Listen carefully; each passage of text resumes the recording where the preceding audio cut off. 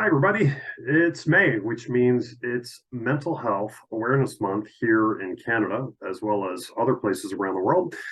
And it's been a while since I've recorded a video, and I just wanted to share a couple thoughts with you on the subject of mental health and some of the progress I've seen in the work that I have done, along with people here in my parish community on the topic of mental health. So, the first thing I want to mention is this. I am the Deputy Grand Knight of my local Knights of Columbus Council here in Bells Corners in Western Ottawa.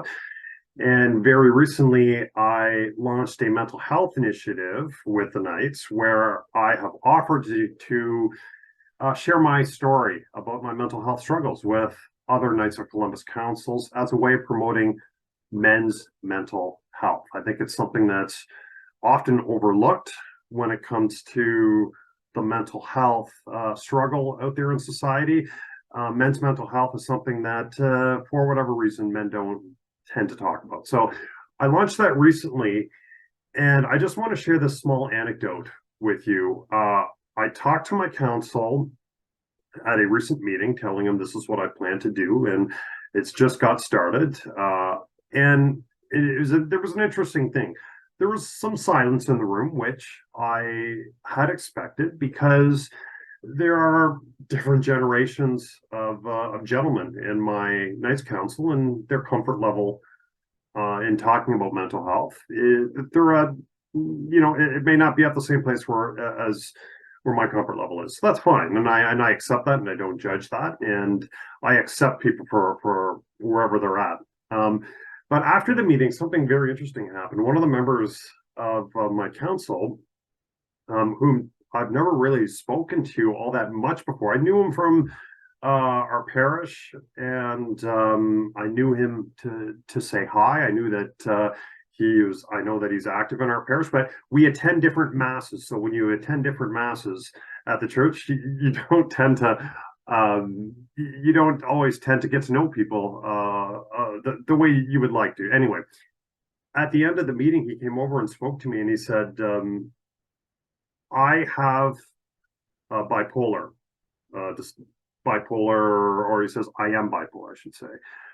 And he said, I will be praying for you in your initiatives. And I was really struck by the fact that he came over to say that to me, and I told him that I really appreciated him saying that to me, because I don't think it was easy for him to say that. But I think the fact that I went in front of my council and I said, hey guys, this is what I'm doing. I have struggled with depression and anxiety and insomnia my whole life, because it's the truth.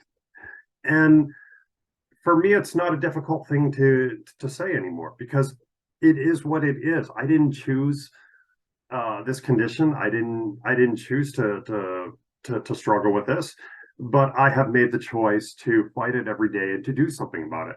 So I was really moved by the fact that this guy that I really didn't know all that well would come over and talk to me about that. So to me, that's proof that this concept has legs, and that talking about it produces results. So I really appreciate that gentleman in my council for saying that to me. I'm not going to mention his name, but I really appreciate the fact that he did that.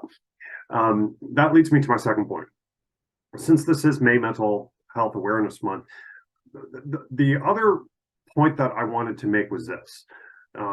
I have had people over the years, since I am a public speaker and I talk about mental health, they've come up to me and they said, really appreciate what you said. You're so brave. You're so brave for doing this. And I appreciate people telling me that. I appreciate that people feel that way. But I am here to tell you I am not brave. And the whole point of me saying that is, would people be telling me I'm brave if I told them I was suffering from cancer? Would they be telling me I'm brave if I told them I was, I don't know, suffering from another condition and talking about it? I don't think so.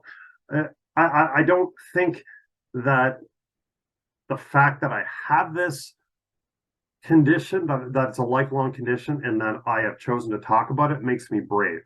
And to me, and I don't blame people for saying that. It comes from a good place, but the fact that people consider me brave is one of the things that I would really like to change. That's part of the stigma, saying, oh, you're so brave to talk about it. Well, why am I don't understand why people think I'm brave to talk about it, because it shouldn't be something we're scared to talk about. And that's my whole point, is I'm not brave. I'm talking about a condition that I have. And if people want to consider that to be an act of bravery, that's fine. I really do appreciate it, but I don't consider it to be brave. So, and that's my whole point is, let's just talk about it like it's a normal condition.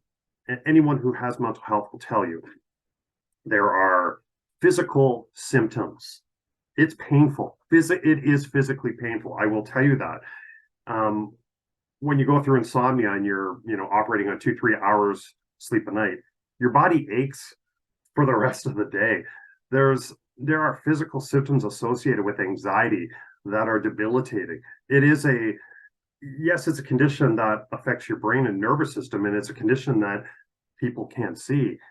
But there are physical components to it. I always put it this way: there are thousands, millions of chemical reactions and electrical impulses that are at work in your brain and in your nervous system at any given time. And I always say to people with mental illness, maybe those processes aren't working properly. So to me, that is a physical, tangible ailment, and it's not something that we can see, but it's there. So the fact that I'm talking about things that are not going correctly in my brain doesn't make me brave. It makes me, I guess, possibly an agent for change, for lack of a better term. So those are the things I wanted to share with you at this point. I wish you a good Mental Health Awareness Month. I would invite you to reach out to someone who might be struggling. Don't feel the need to say the right things. Don't feel the need to tell them tomorrow's going to be a better day. Just listen to them. Just be there for them. Thank you very much, and God bless.